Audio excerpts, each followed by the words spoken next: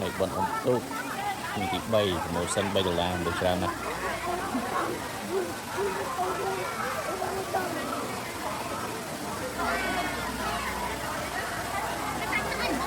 safari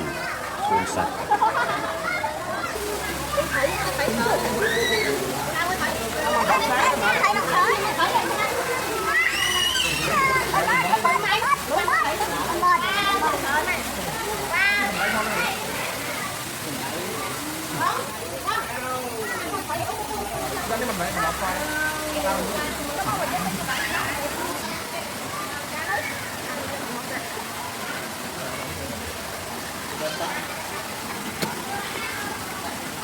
tôi thấy mắm đây ở bọt đây nè mắm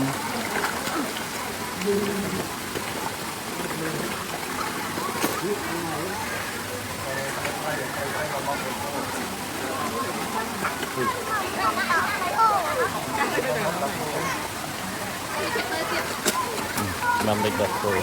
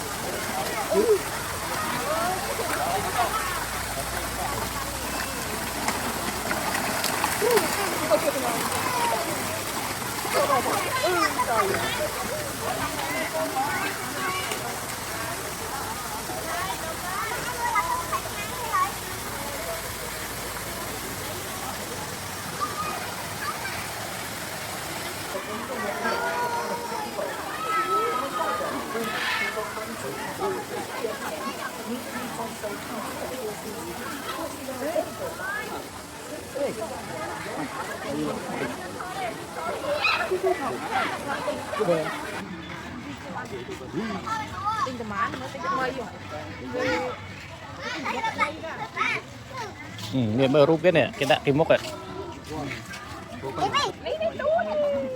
Kerannya itu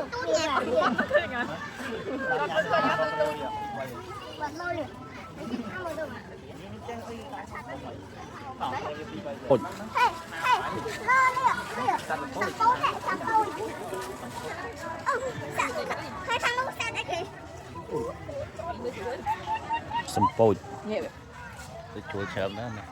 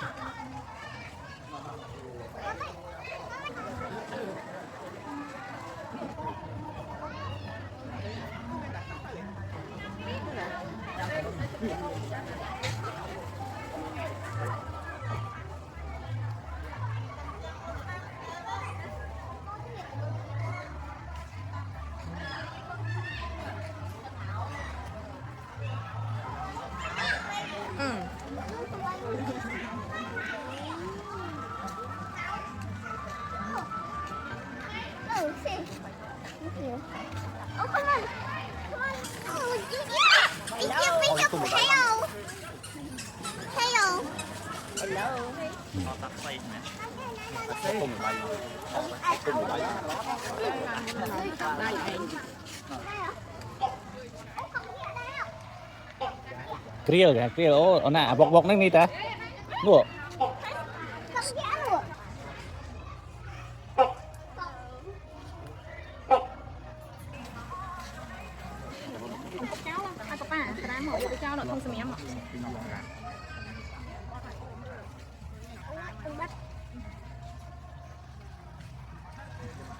Hello.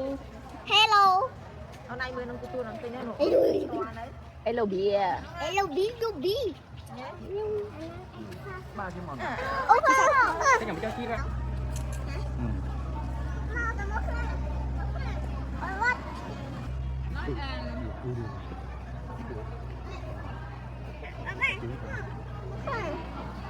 Tao mơ láng khăn đi. Lá mới đó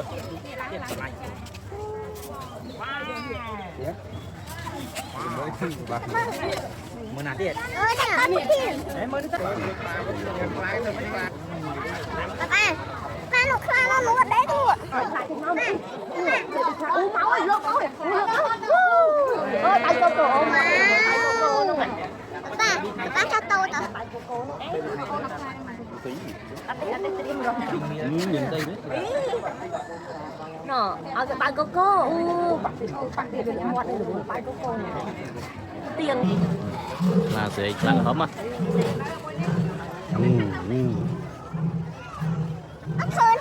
Đây không khủng không? Ai mơ lại ăn nó mới thấy. Rồi mơ lại ăn đây vậy.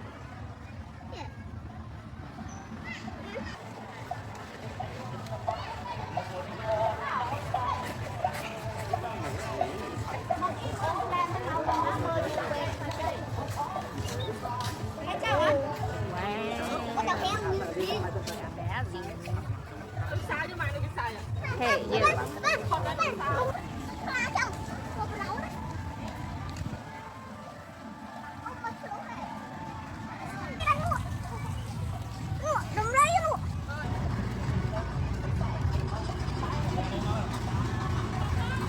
Thay gậy vào này.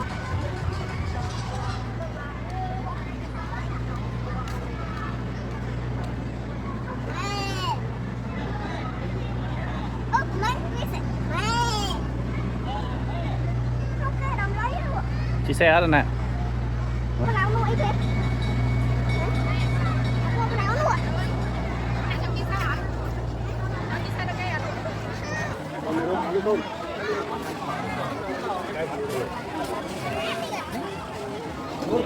Bay.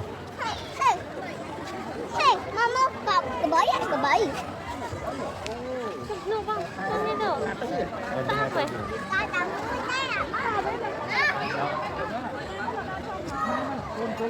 Đây, pass này rồi.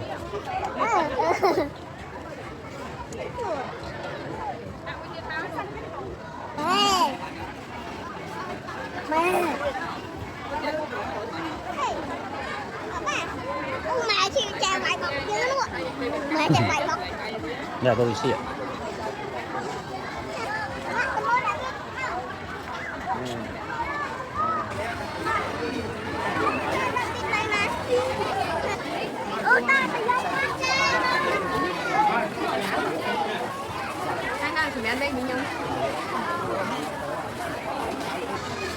Cái này.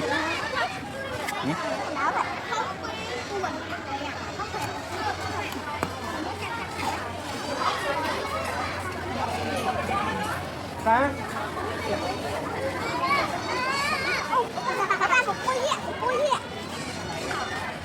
Hey, rồi. Cái đi. Ủa ba.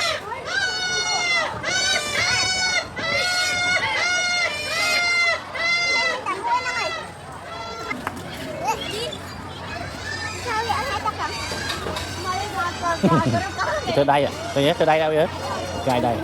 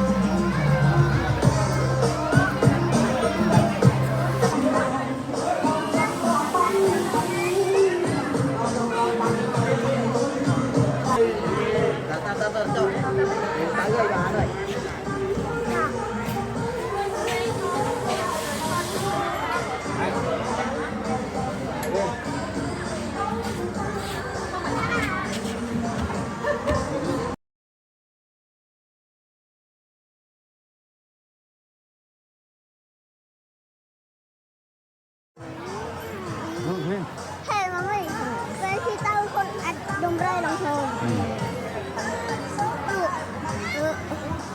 Ồ. tạ đầm rây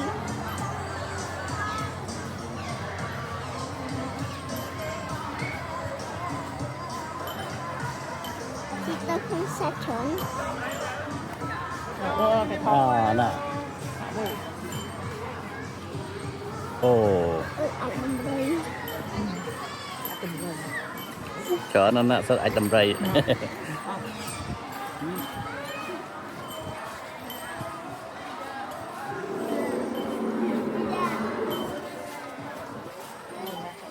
Ra bên đúng không? sang này kì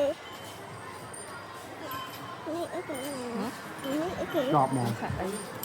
Bên ra bên lúc.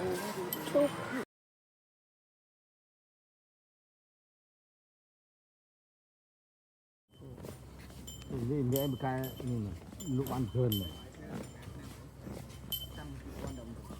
Mà mang sai rồi. Buồn. Bên ra bên lúc. Nhờ nè, bên này.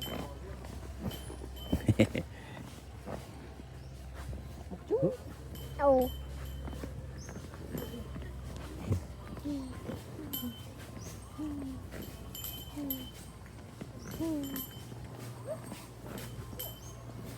Let you see cặp.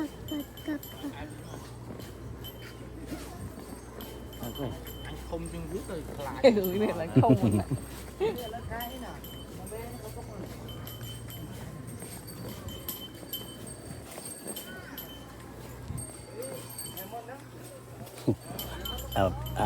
Tờ bón sủi chân ấy chứ tờ bậy xe. Mà con từ ca từ đồng lên tới đồng lên. Từ đồng đấy. Mà giờ từ chiên tới cho con này.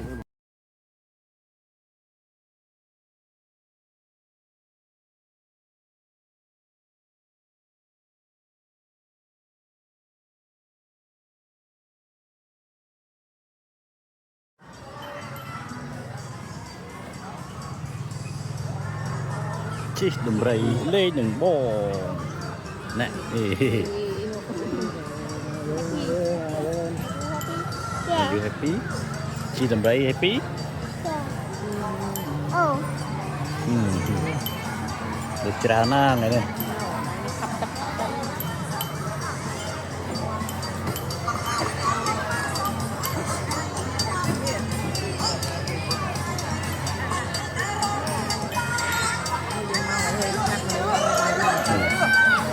Cái chưa à? Thì chơi vậy. Ba bọc mấy. Mẹ đi bọc mấy.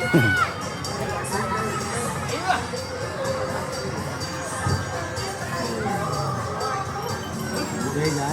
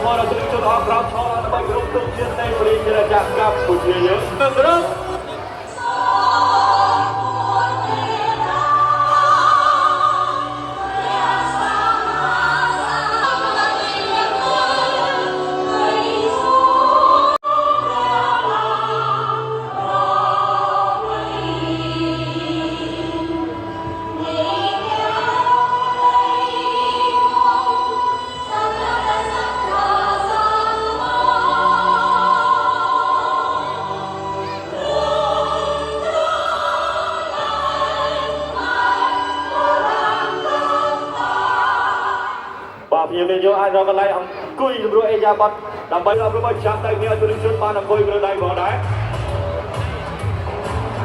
bài trong cái sông được từ trước trong đôi bram room mà vậy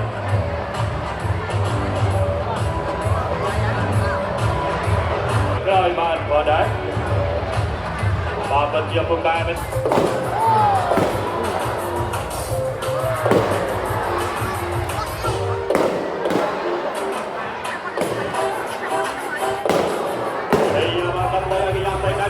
បាទសូមរីករាយខាងខាងយុវជនតែយ៉ាងពីររូបមួយទៀតបងបាទយ៉ាងណាយុវជនជំនាញតារាចពីររូបបាទរកទី1របស់កញ្ញាទុកបាទ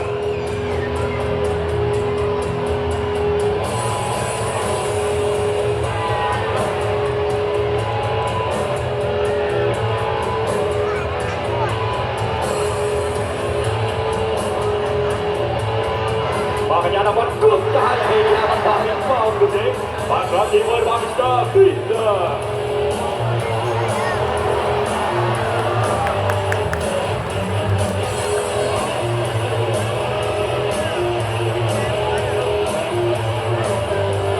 ទៅលោកមួយពិសេសទៅគ្រប់ចាយហើយណាបន្តមានបោកទៅគ្នាបាទរកចង្រៃរបស់កញ្ញាទឹកបាទរកចង្រៃហើយណាកញ្ញាដល់បានអាចបំពេញបោកជូនដល់ទីជនបាទនៅគ្រប់ថ្ងៃនេះ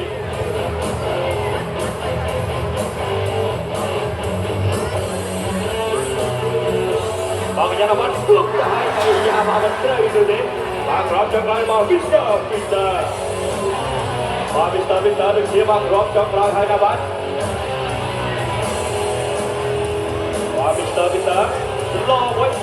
បាទឡោពីស្ទើឡោវិញហើយយ៉ាจะមកចេះពីស្ទើដាក់គ្រប់ហើយហើយយ៉ាថាពីបាល់ទៅគ្នាបាទសូមរៀបដៃសូមប្រកបបាល់ទៅទៀតខ្លួនបើប្រជាមិនសិន1 2 3 4 5ហើយយ៉ានេះបច្ចេកបាល់ទៅជិះបាទក្រុមកាយរំរត់ទៅដល់5គ្រាប់អីណោះបាទក្រុមកាយខ្លះនេះឡលេងមិនបងប្រុសទេបាទសូមប្រកបបញ្ជាក់ជូនសាជាថ្មី1 2 3បាទពីប៉ោមានតែ3ទៅកញ្ញាណាបានអាប់គ្រប់យក5បញ្ឆាត់ទៅឲ្យតយកបងប្រុសណាកញ្ញាណាបាន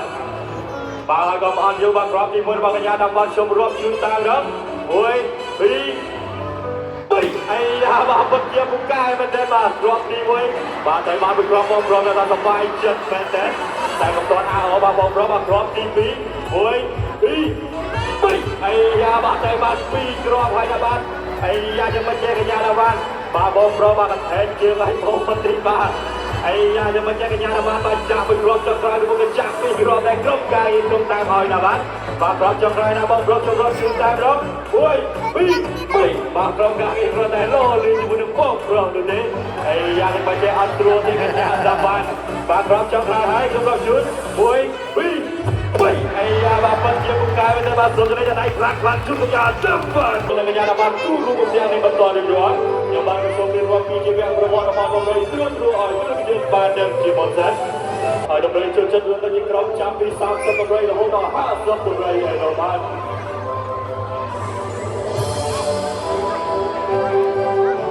ហើយការបន្តមួយវិញគឺបន្តមួយតាមសញ្ជាតិសាស្ត្រី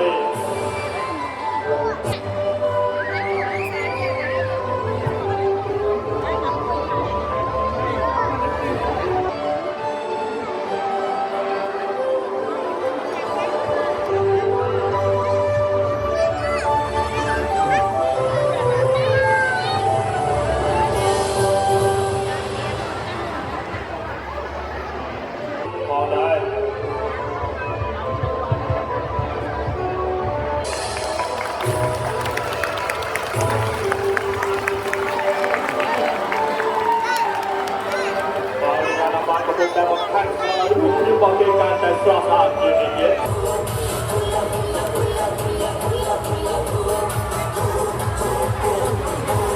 បាទកញ្ញាសេលៀននិងកញ្ញាសេណយអង្គុយទៅនឹងហើយនឹងធ្វើអ្វីជាបន្តទៀតហើយអាបានថាចាំលោកជើងពីបានយ៉ាងស្រស់ស្អាតផងដែរបាទប្រតិភូកាយមិនតែមកហើយយ៉ាបានឡើងទៅឲ្យបំពើខ្លួនមកវិញតែម្ដងកញ្ញាដល់បាន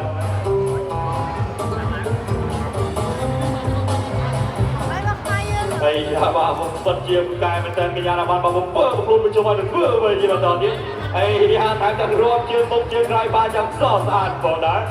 បាទពិតជាមានព្រៀបស្លាតបីខ្លាំងមែនតើកញ្ញាដល់បាន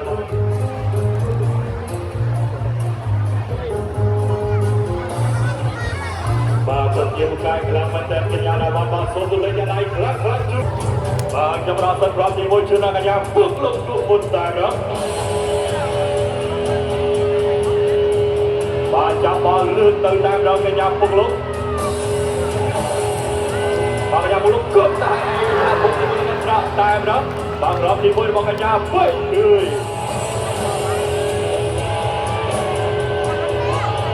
បាទកញ្ញាពេញលឿនគប់តែហើយកញ្ញាបាទបន្តបន្តទៅនេះបាទរំចុងក្រោយរបស់កញ្ញាពុកលោក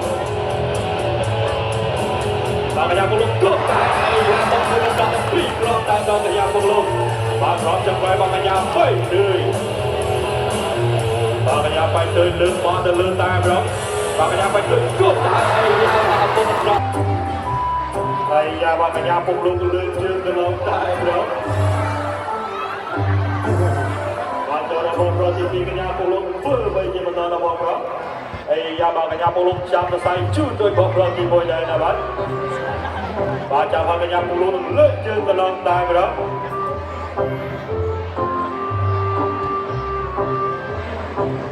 បាទចូលដល់បងប្រុសទី3អីយ៉ានឹងបញ្ចេញក្រុមការងារបាទតែជាបងប្រុសผมតាមដល់ហើយយ៉ាកញ្ញាពុកលោកធ្វើវិញទេហើយយ៉ាបាទកញ្ញាពុកលោកតបលើបងប្រុសតែដល់អីយ៉ាសុំពីដល់មើលសិន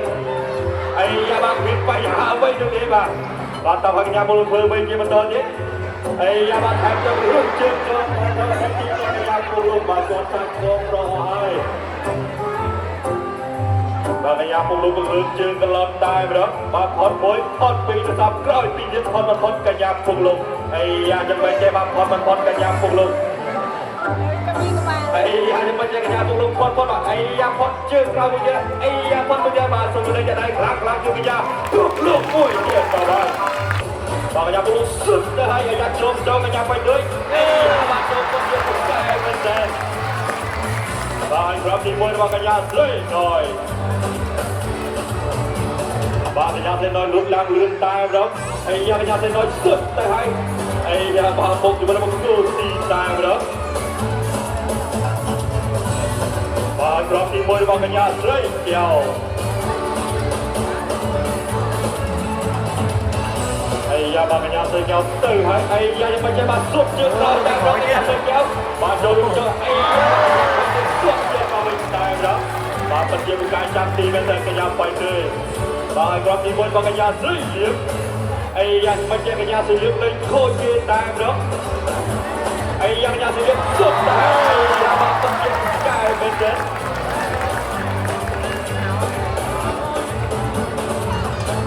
បាទក្រុមចុងក្រោយរបស់កញ្ញាទឹកបាទបាទកញ្ញាបានឲ្យបំបញ្ញទីរបស់កញ្ញាពេញទៅបាទទីនេះគ្រឹះថ្ងៃនេះហើយយ៉ាងមិនចេះកញ្ញាណាលេងខូចទៅកញ្ញាស្រីលៀបដែរណាបាទកញ្ញាណាបានបន្តបលរុំដល់ទីតែម្ដងបាទសុទ្ធទៅកញ្ញាណាបានសុទ្ធតែយ៉ាងទៅទីតែម្ដងកញ្ញាណាបានបាទចាំឲ្យចង្រៃដែរក៏មានរាជឲ្យមុន12រូបគេ12រូបមកបញ្ចេញខ្វាយក្រនេះវិញដល់ហើយក៏សូមដំណបដល់ទូនេះគុណទាំងអស់ជួយទាំងដៃតាក់របស់លេងក៏បានបាទប្រកបសូមបានយ៉ាងមួយបងប្អូន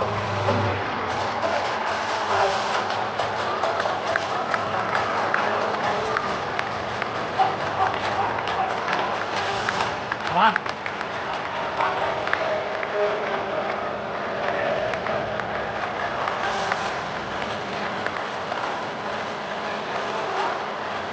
ហើយkalau lần nàyនឹង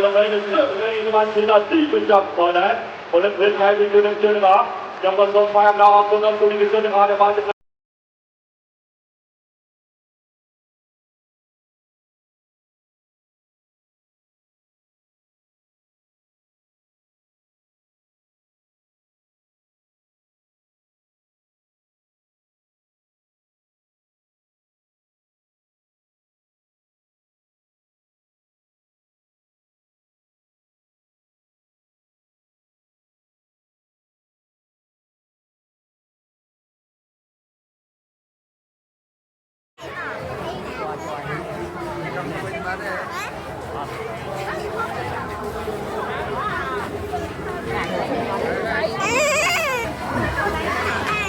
តាមនេះបាត់thôi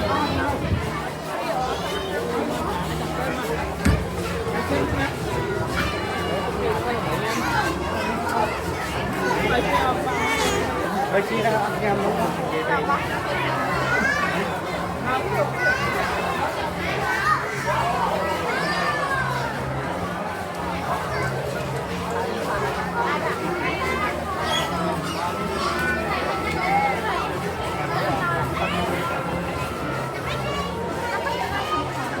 ព្រីសមកទៀតហ៎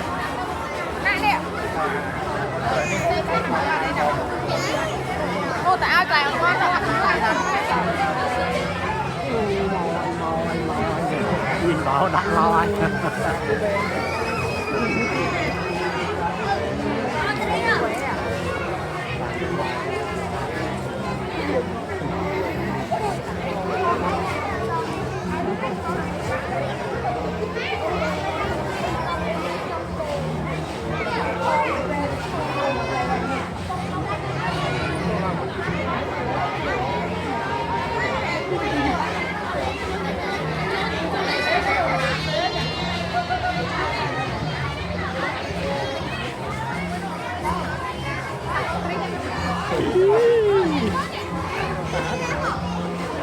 Ô này con này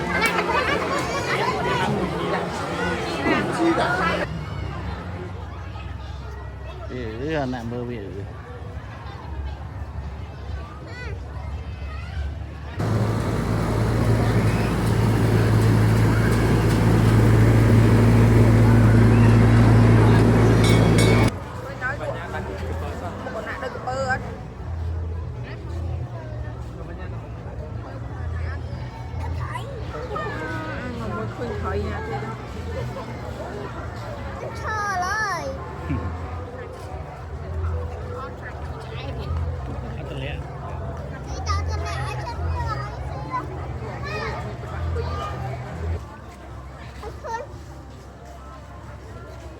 Baksai Flamingo.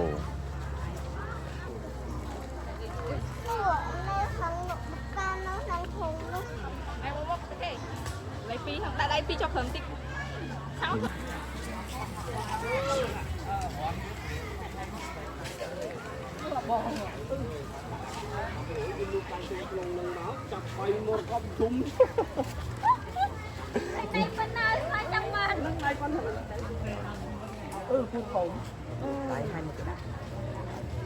Wow, monkey. Monkey, monkey, monkey. Họ trâu ta.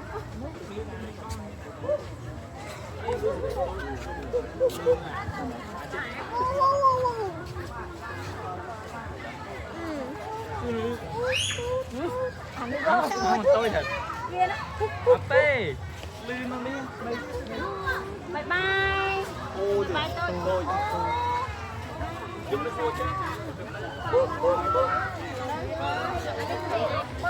Không mua sườn. Bơ ôn cho mượn. ôn muốn này